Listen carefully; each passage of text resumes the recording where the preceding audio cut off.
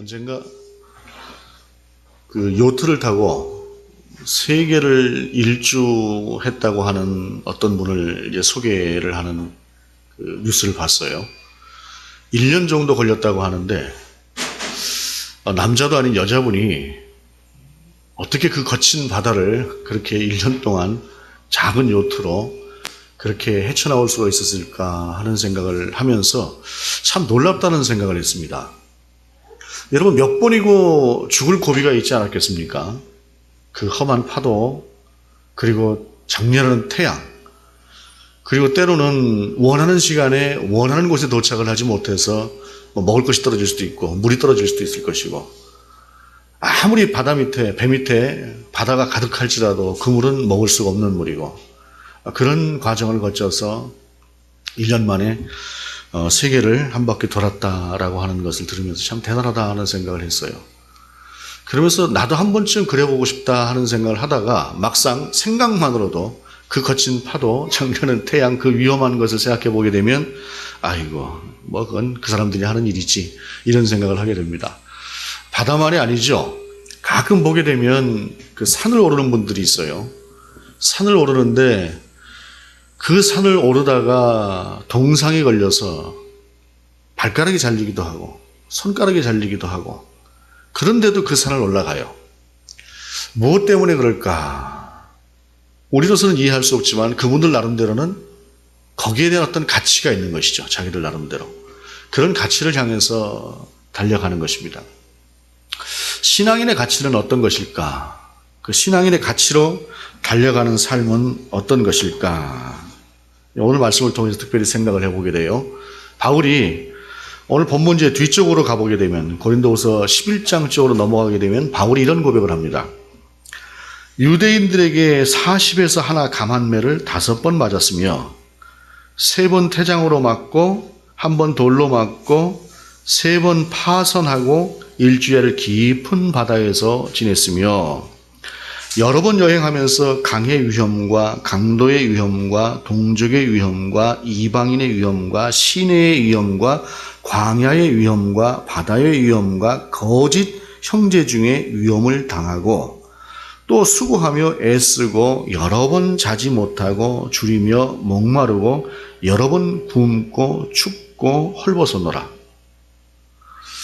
우리 이 중에서 한두 가지라도 제대로 경험을 해본 것이 있습니까? 40에 하나 감한매를 5번 맞았다라고 하는 것은 40대를 때리면 죽기 때문에 39대만 때리는 거예요. 근데 39대를 맞아도 실제로 죽어요.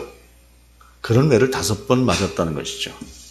그리고 배가 뒤집혀져서 일주일을 깊은 바닷속에 있었다라고 하는 이러한 이야기들, 그 앞에서 나오는 그 수많은 이야기들, 그런 고백들, 도대체 그 안에 예수 그리스도에 대한 사랑이 얼마나 컸고, 복음에 대한 열망이 얼마나 컸고, 하나님의 나라에 대한 기대가 그 안에 얼마나 컸기에 그가 그런 삶을 살 수 있었을까라고 생각을 해보는데, 6절에서 보게 되면 이제 그 답이 나오기 시작을 해요. 그러므로 우리가 항상 담대하여라고 바울이 이제 이 말씀을 하면서 시작을 합니다. 우리 그 개역 개정판에는 담대하여라고 번역을 하고 있는데, 새 번역에는 마음이 든든하다라고 번역을 하고 있어요. 우리가 좀 살림이 좀 넉넉하고 좀 가진 것이 좀 모아놓은 것이 좀 넉넉하고 하면 마음이 든든하지 않겠습니까? 그런데 내일 먹을 양식이 없으면 아무래도 조마조마하겠죠. 정말로 든든하다라고 하는 것은 그런 여유가 있다라고 하는 이야기입니다. 언젠가 제가 한번 소개를 한 것 같기도 한데, 옛날에는 노점상이 참 많았죠. 지금도 노점상이 없지는 않습니다만 남대문 시장 같은 큰 시장에도 노점상들이 참 많이 있었습니다. 큰 기업형의 그 노점부터 시작을 해서 작은 대야에다가 채소 몇 개 가지고 와서 팔고 있는 할머니들도 있었고, 이제 그런 곳이, 이제 그런 노점들이 참 많았는데, 다 먹고 살기 위해서, 그 거친 세상을 살아남기 위해서 그렇게 나와서 그런 일들을 하는 것이죠. 그런데 또 가게를 가지고 가게세를 내고 그렇게 장사를 하는 입장에서는 그렇게 자기 가게 앞에 와서 노점을 하는 그분들을 보면은 불만이 생기는 거예요. 나는 돈 내고 가게세, 그 비싼 가게세 다 내고 장사하는데, 세금 내고 장사하는데 저 사람들은 왜 내 가게 앞에 와서 내 손님을 뺏어가는 거야? 하는 그런 생각을 하겠죠. 그러니만큼 이제 가끔 구청에서 단속반이 뜹니다. 말이 단속반이지 거의 뭐 소위 용역이라고 하는 뭐 조폭 수준의 사람들이 와서 그것들을 걷어내고 하는데, 지금은 좀 낫습니다만 옛날엔 참 거칠었어요. 와서 그냥 뭐 닥치는 대로 때려 부시기도 하고 하는데, 어떤 할머니가 대야에다가 뭐 상추 조금, 뭐 배추, 이게 배추 조금 뭐 이런 것들 가지고 와서 팔겠다고 이렇게 갖다 놓은 것을 발로 와서 그냥 딱 걷어 차버립니다. 공중에 붕 떠서 그냥 그 모든 게 흩어져 버리죠. 그걸 보고 옆에 있으면 보는 걸로도 분노가 확 치밀어 올라요. 이게 너무하지 않나. 그런데 뭐 한두 명이 하는 것도 아니고 뭐 덩치들은 얼마나 큰지 모릅니다. 이런 사람들이 뭐 수십 명이 때려 몰려다니면서 그렇게 하기 때문에 거기다 대고 어떤 이의를 제기한다고 하는 것조차도 쉽지가 않아요. 그런 상황에서 뭐 별로 덩치도 안 크고 작은 신사 한 사람이, 젊은 신사 한 사람이 탁 나서서 당신들 너무하지 않습니까? 그렇게 이의를 제기를 했어요. 그랬더니 당신은 뭔데 끼어? 하고 이제 큰 덩치가 그냥 만만하게 내다보면서 우습게 알고 이야기를 합니다. 그랬더니 단속을 하는 건 이해를 하겠지만 그래도 단속에도 예의가 있어야지, 저 할머니 그걸 가지고 그렇게 해버리면 됩니까? 라고 이야기를 하니까 나중에 이제 좀 막말이 좀 오고 가요. 근데 당신은 뭐 때문에, 당신이 뭔 권리로 지금 내가 단속하는 거를 막느냐 말이야. 하고 이제 곧 한 대 칠 기세로 딱 그렇게 이야기를 하니까 속에서 조용하게 자기 그 신분증 하나를 꺼내주는 거예요. 자기 신분증 하나를 꺼내주는데 그 작은 신분증 하나를 가지고 보더니 그 큰 덩치가 그냥 꾹 뻐가고 딴 것으로 조용히 가는 겁니다. 여러분, 든든하다라고 하는 것은 바로 이런 겁니다. 우리가 언제나 마음이 든든하다, 담대하다라고 하는 것은 허풍이 아니라 그저 내가 어떤 마인드 컨트롤로 인해서 없는 것도 있는 것처럼 자신감을 가지려고 하는 것이 아니라 실제로 근거가 있어서 그 어떤 상황, 어떤 여건 가운데 놓인다고 할지라도 결코 그것이 나를 해칠 수 없고 결코 그것이 나를 좌절시킬 수 없다라고 하는 그 믿음을 가진 것, 그 근거를 가진 것, 그것이 본문에서 이야기하고 있는 담대함입니다. 바울이 그것을 가졌던 것이죠. 그것만이 있는 것이 아니라 그 안에서 바울은 자기 자신을 불러주신 예수 그리스도에 대한 뜨거운 사랑까지 함께 있었고, 그분의 마음이 원하는 바에 대한 그 안에서 그것을 행하고 싶은, 드리고 싶은 그러한 마음들이 그 안에서 참 가득했습니다. 그런데 바울이 오늘 본문을 보게 되면 그러므로 우리가 항상 담대하여 라고 하면서 그 다음에 몸으로 있을 때에는 주와 따로 있는 줄을 아노니 라고 하면서 몸으로 있을 때라고 하는 이야기를 합니다. 우리가 기도를 통해서 또는 어떤 찬양이나 은혜를 통해서 깊이 하나님께로 나아가는 체험을 하게 되는 경우들이 있습니다. 그리고 그때에는 무아지경이라고 하는 것이 무엇을 이야기하는지를 잘 모르겠지만 어쩌면 이제 그와 비슷한 상황일 것 같습니다. 정말로 하나님과 나와의 교제 속에서 다른 그 어떤 것도 뭐 별로 개의치 않는 그런 단계로 나아가게 되는 그런 경우들이 있죠. 그런 경우에는 항상 든든합니다. 항상 든든하고 담대할 수밖에 없고, 그런데 문제는 뭐냐면 우리가 항상 그런 상황 가운데 사는 것이 아니라 하루하루 다른 우리 앞에 닥쳐지는 어떠한 그러한 삶을 살아가게 되는 그러한 중에 우리가 살아가고 있어요. 우선은 우리가 이제 믿음 자체가 바울만큼 되지를 못하죠. 우리가 바울이 가진 그런 믿음만큼 됩니까? 또한 우리가 살아가는 삶의 여정 자체가 만만치가 않죠. 그 바울같이 큰 믿음이라고 한다면 삶의 여정에 다가오는 문제도 쉽게 해결할 수 있겠지만, 그러나 그렇지 않기 때문에 삶에 다가오는 어떤 만만치 않은 여정들도 쉽지가 않습니다. 거기다 또 한 것이 어떤 것이냐면 세상의 가치와 기준이라고 하는 것이 어느 시대에는 굉장히 도덕적인 가치를 우선하는 시기가 있다고 한다면 어느 시기는 세속적인 가치를 우선하는 시기가 있어요. 소위 우리가 살아가는 이 시대 같은 경우에는 실용이라고 하는 것이 모든 것을 지배하는 시대를 살아가고 있습니다.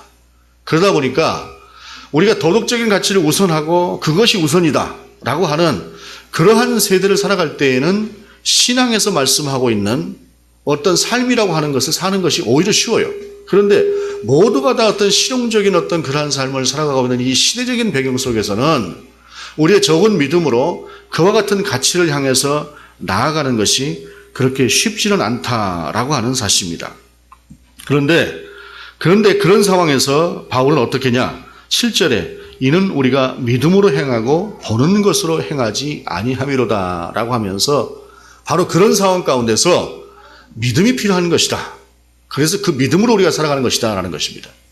직접적으로 하나님과의 어떤 깊은 교제나 평안한 상태라거나 그러한 상태가 아닌 어찌 보게 되면 정글을 살아가는 것 같은 그러한 상황 속에서도 그 믿음이라고 하는 것이 내 안에 있기 때문에 그 믿음으로 우리가 나아가는 것이고 바로 그 믿음은 내가 알았던, 내가 경험했던, 내가 만났던 그 주님이 나와 함께 하시다고 하는 그 확신, 그 든든함, 그와 같은 것들로 살아가는 것이다 라고 하는 것을 이야기하고 있습니다. 그러면서 8절에 또 한 번 우리가 담대하여 라고 말하고 있습니다. 원하는 바는 차라리 몸을 떠나 주와 함께 있는 그것이라. 이를 세번역으로 읽어보겠습니다. 우리는 마음이 든든합니다. 우리는 차라리 몸을 떠나서 주님과 함께 살기를 바랍니다 라고 이야기를 하고 있어요. 이 이야기는 좀 바꿔서 말하자면 죽는 것도 두렵지 않습니다. 나아가서 오히려 그것이 바라는 바입니다 라는 것이. 왜냐하면 그 이후에 하나님께서 준비하신 것들을 바울은 보기도 했고 알고 있고 하기 때문에 그렇다라고 하는 것입니다. 이것은 바울이 궁극적으로 바라보는 그 기대의 끝이라고 하는 것이 얼마나 크고 위대한 것인가라고 하는 것, 그것을 바울이 너무나 정확하게 알고 있었기 때문에 그런 것입니다. 세상을 살아가면서 우리는 우리 앞에 놓여진 어떤 것들에 대한 기대들을 늘상 하고 지나갑니다. 그런데 대체로 보게 되면 그 기대는 내가 원했던 기대만큼 충족되어지기보다는 반쯤 또는 아주 실망스러운 모습으로 우리에게 다가오는 경우들이 많습니다. 제가 시골에서 태어났습니다. 시골에서 태어나서 시골에서 당시 국민학교죠. 국민학교 1년을 다니다가 이제 서울에서부터 쭉 다니기 시작을 했습니다. 그런데 그 국민학교 1학년 때 집에서 이제 서울로 이사를 간다라고 이야기를 하니까 서울 사람들은 아파트에서도 산다더라. 그 아파트는 굉장히 10층 같이 높은 그런 아파트도 있다더라 라고 하는 그런 얘기를 들었어요. 그런데 저는 다른 것에 대한 기대는 전혀 없었는데 높은 데 살고 싶은 기대는 있었습니다. 왜냐하면 제가 살고 있는 동네에는 단층 외에는 어떤 집도 없었고 읍내에 있는 면사무소 소재지에 있는 그 면에 있는 그 건물 중에 제일 높은 건물은 제가 다니고 있는 국민학교의 2층 건물이었습니다. 그런데 그것도 조그맣게 2층 건물이 있어서 거기에는 전체 1, 2, 3, 4, 5, 6학년 중에서 몇 반만 그 안에 들어갈 수 있고 나머지는 다 1층에서만 다녀야 되는데 나는 언제 저 2층에서 공부해보나 하는 것이 그때 나름대로의 꿈이었습니다. 그런데 서울에 가면 고층에서 살 수 있다고 하니까 그걸 보면서 그 생각을 하면서 얼마나 가슴이 설레었는지 모릅니다. 속으로 이런 생각도 했어요. 높으면은 이 바람 같은 게 불고 하면 약간 흔들리지 않을까? 자다가 굴러갈 수도 있지 않을까? 하는 이 엉뚱한 생각까지 하면서 지냈습니다. 그렇게 서울에 딱 도착을 했을 때에 서울은 좁았고 내가 살고자 하는 공간은 아주 작은 공간 속에서 주변도 잘 보이지 않는 다닥다닥 붙어있는 그 공간 속에 속해 있는 곳이었습니다. 시골은 넓은 들이 많았고 집들마다 마당들이 그래도 널찍널찍하게 있고 하는 그런 곳에서 그 마당도 별로 없는 그 작은 집들 속에 한 공간을 차지하고 있다 보니까 이것이 내가 바라던 것이었는가라고 하는 그 인생의 좌절을 저는 그때 처음 느꼈습니다. 그러면서 나중에 또 그와 같은 바라는 것들이 대부분 좀 비슷한 것들이다라고 하는 것을 알면서 인생은 역시 쓴 것이다라고 하는 그런 생각을 했었습니다. 그런데 바울은 세상이라고 하는 것이 갖는 그러한 가치나 그러한 바람이나 그러한 기준이 아니라 차원을 좀 높이는 차원에서 우리가 신앙하고 우리를 부르신 그 예수 그리스도와 더불어서 우리 하나님께서 우리를 부르시는 그 궁극의 목표를 우리 앞에 제시를 하는 것입니다. 그러면서 그것이 우리를 든든하게 하는 것이다. 그것이 우리를 담대하게 하는 것이다. 라고 하는 것을 주님은 말씀하고 있다라고 하는 것입니다. 그러면서 바울은 9절에 그런즉 우리는 몸으로 있든지 떠나든지 주를 기쁘시게 하는 자가 되기를 힘쓰노라 라고 이야기하면서 그러한 든든함의 배경을 가지고 살아가는 자기 자신이 이 땅 가운데서 해야 되는 가장 중요한 일로 무엇을 하느냐? 우리 주님을 기쁘시게 하는 그러한 일을 하기 위해서 살아간다라고 이야기를 하는 것입니다. 여러분, 살아가면서 평생을 통해서 우리가 한 번쯤은 내가 정말로 저 사람을 기쁘게 해주고 싶어. 내가 정말로 저 사람을 만족시켜주고 싶어. 라고 하는 그러한 사람을 만날 수 있어야 합니다. 그리고 실제로 또 우리는 그런 사람들과 더불어 살아가고 있습니다. 설사 제가 앞에 이야기하는 것은 사실은 이제 어떤 그 마음속에 타오르는 어떤 젊음의 어떤 사랑 같은 것들을 이야기하는 것이고, 그러나 그것이 설사 없었다고 할지라도 우리는 정말로 무엇인가를 해주고 싶고 기쁘게 해주고 싶고 하는 그런 대상들과 더불어 살아갑니다. 그것이 가족입니다. 그것이 부모고 그것이 형제고 그것이 자식이다라고 하는 것입니다.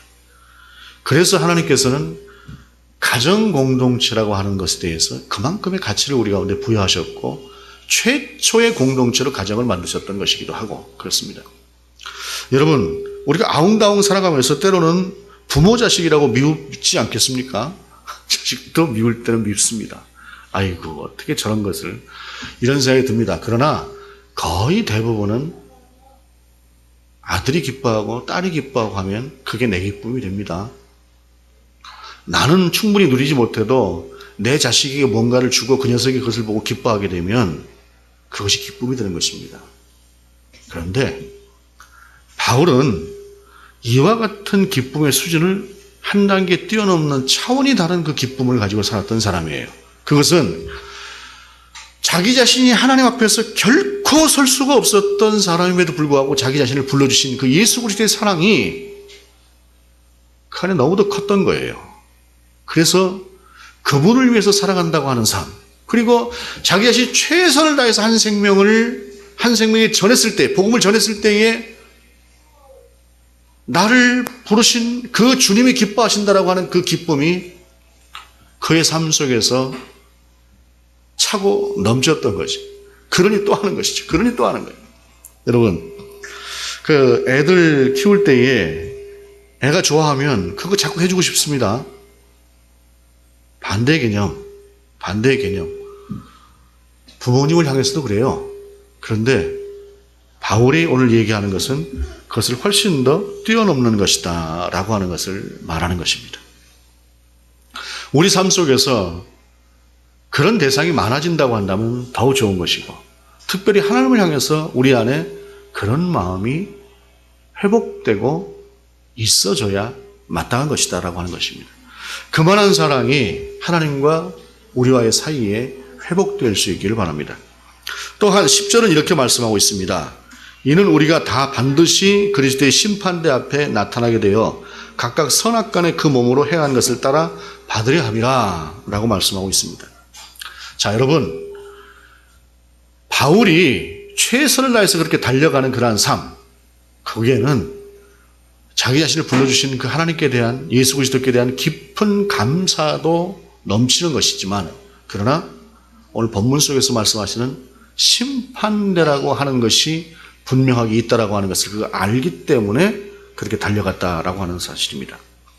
먼저는 주님의 판결이 좌와 우를 구분할 것입니다. 우리가 마태복음에서 볼 수 있는 것처럼 한쪽에는 우리 주님께서 구원받을 백성으로 부르신 자들과, 또 한편으로는 당신의 뜻과는 전혀 다른 삶을 살았던 버려진 자들에 대한 그 두 가지의 예를 분명하게 설명하고 있습니다. 심판대라고 하는 것은 그것이라고 하는 사실입니다. 가끔 우리는 주위에서 정말로 부활이 있을까? 정말로 하나님의 심판이 있을까?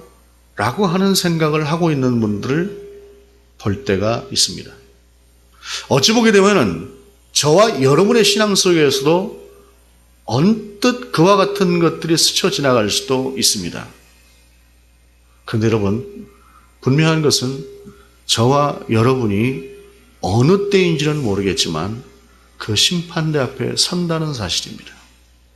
그리고 좌와 우로 구분되어져서 구원자와 구원을 받지 못한 자의 모습으로 그 앞에 서게 될 것이다라고 하는 사실입니다. 앞에 것들이 기쁨으로 하나님 앞에서 행하는 것들이라고 한다면 심판대 앞에 선다라고 하는 것은 두려움으로 겸비함으로 하나님 앞에서 행하는 우리의 삶의 의무를 이야기하고 있는 것입니다. 근데 바울은 여기서 한 단계를 넘어서 이야기하고 있어요. 그것은 뭐냐면 선악간의 그 몸으로 행한 것을 따라 받으려 함이라. 바울은 상을 받고 싶은 것이죠. 두려워서 간신히 구원을 얻게 되는 그러한 것이 아니라 이미 당신은 주님과 함께 달려가는데 그 주님 앞에서 상을 받고 싶은 거예요. 이 상이라고 하는 것이 누구 위에 군림하고 누구를 지배하고 하는 그러한 상을 이야기하는 것이 아니라 자기 자신이 자신의 모든 것을 다 들여서 충성을 해도 부족한 그 깊은 사랑의 대상인 예수 그리스도에게서 잘하였도다 착하고 충성된 종아라고 그를 부르시면서 아마도 그를 대접해 주시는 그 상을 아마도 바울은 받고 싶었을 것 같습니다. 그리고 그 상을 향해서 바울은 달려갔던 것입니다. 그러면서 바울은 14절에 이렇게 이야기를 해요. 그리스도의 사랑이 우리를 강권하시는도다 라고 이야기를 합니다. 저는 여기서 명령이 아니라 강권하신다라고 하는 이 표현이 참 좋습니다. 해 라고 하는 것이 아니라 이렇게 해야 되는 거야 라고 하는 참으로 인격적인 그 주님이 바울을 향해서 강권하시는 것이죠. 그러면서 우리가 생각하건대 한 사람이 모든 사람을 대신하여 죽었은즉 모든 사람이 죽은 것이라. 그가 모든 사람을 대신하여 죽으심은 살아있는 자들로 하여금 다시는 그들 자신을 위하여 살지 않고 오직 그들을 대신하여 죽었다가 다시 살아나신 이를 위하여 살게 하려 함이라. 예수 그리스도께서 우리를 위해서 죽으셨다고 하는 것이죠.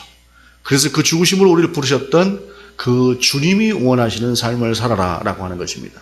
여기서 얼핏 보게 되면 좀 오해의 소지가 있습니다. 그것은 뭐냐면 주님, 너무 지나치게 주님 편을 고집하시는 것이 아닌가 라고 하는 것이죠. 그런데 우리가 여기서 알아야 되는 것이 주님은 완전하신 분이죠. 그분이 원하시는 것만이 완전한 것입니다. 그렇기 때문에 그분이 원하시는 삶을 사는 것이 온전한 삶인 것이죠. 그래서 주님은 온전하게 살라라고 말씀하시는 것입니다. 예를 들자면 그렇습니다.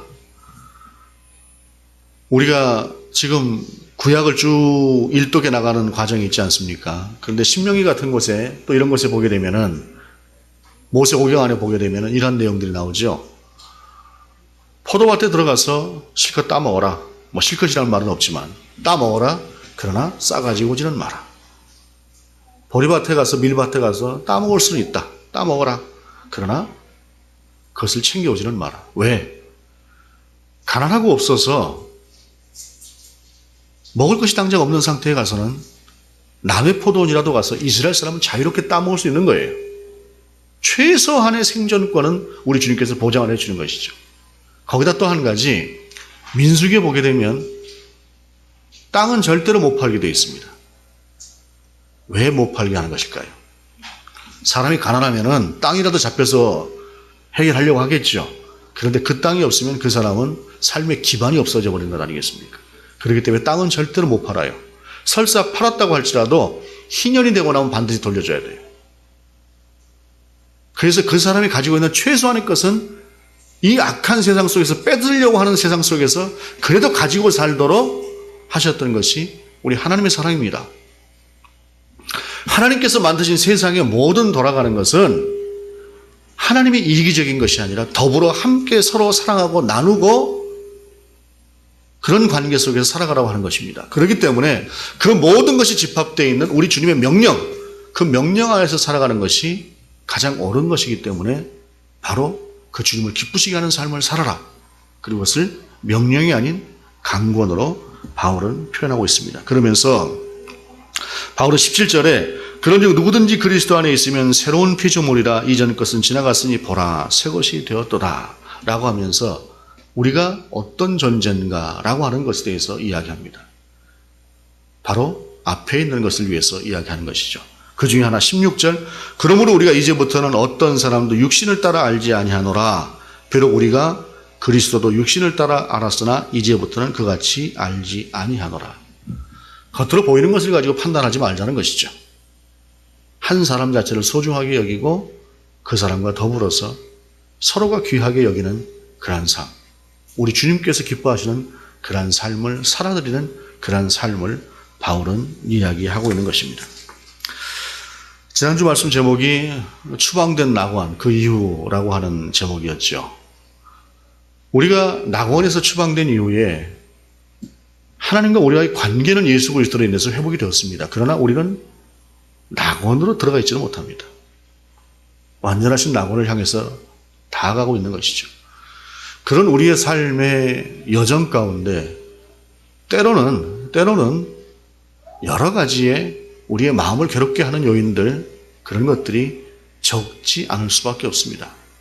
그것은 태초에 하나님께서 죄를 범하고 에덴에서 떠나야 되는 그런 인간들에게 말씀하셨던 가시와 엉겅퀴를 너희가 해치고 살 것이다 라고 하셨던 그러한 삶이 우리의 현실이기 때문에 그렇습니다.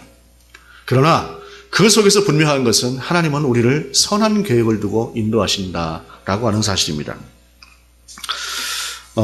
차상균 교수라고 하는 분이 있어요. 차상균 교수라고 하는 분이 있는데 그분이 어떤 공대 쪽 교수인데 데이터베이스를 구축하는 아주 압축해서 구축할 수 있는 어떤 아주 특별한 기술을 2005년도에 개발을 했대요. 2005년도에 개발을 했는데 이걸 완제품을 만들지 못했어요. 완성을 시키지 못했어요. 그런데 2006년에 독일 SPA라고 하는 회사에서 이 기술을 사가져 갔습니다. 이 기술을 사가져 갔는데 보통 우리나라 같은 경우라고 한다면 기술을 사가지고 가면 그 기술을 인용해서 곧바로 쓸 것 아니겠습니까? 그런데 이 SPA라고 하는 회사에서는 이 기술을 가져가서 6년 동안 그 기술 위에다 기술을 덧입혔대요. 그렇지 않아도 뛰어난 기술인데 그 기술 위에다가 6년간 지속적으로 연구에 연구를 거듭해서 그 위에다가 그 기술을 최대한 발전시켜서 이후에 6년 후에 그것을 내놓았는데 누구도 그 기술에 도전할 수가 없을 그런 기술을 내어놓았다고 이야기를 해요. 어찌 보게 되면은 지금 다 완성된 것 같고 이 정도면 충분한 것 같고 한데 우리 하나님 보시기에도 아닌 것들이 있을 수 있어요. 이만큼 왔으면 되지 않아? 그런데 하나님은 마치 그 기술을 더 압축시키고 더 발전시켜서 정말로 필요한 것이 하나 딱 내어놓을 만한 그러한 독일의 그러한 장인 정신처럼 우리 하나님께서도 우리 인생을 들어서 가장 선하고 가장 좋은 것을 위해서 우리를 인도해 가시는 그러한 과정 가운데 있는 것은 틀림이 없지 않습니까? 그러한 시대를 살아가면서 저와 여러분 속에 좀 든든함이 있었으면 좋겠습니다.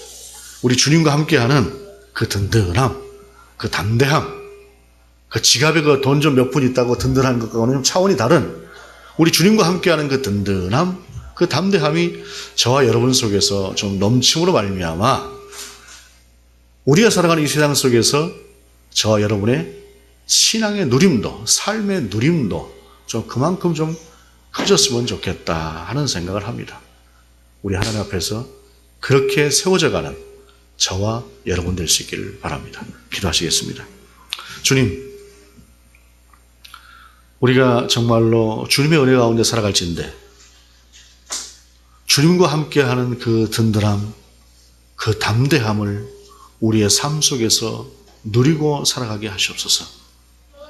우리가 바울만큼 살아갈 수는 없겠지만 바울이 가졌던 그 사랑, 복음에 대한 열정, 그리고 주님을 기쁘시게 하려고 하는 그 마음들이 그래도 우리 안에서 자라가는, 그래서 그 주님과 함께 더욱더 기뻐하는 그러한 누림이 있는 삶이 되게 하시옵소서. 성령이여 우리를 주장하시옵소서. 예수 그리스도의 이름으로 기도드립니다. 아멘.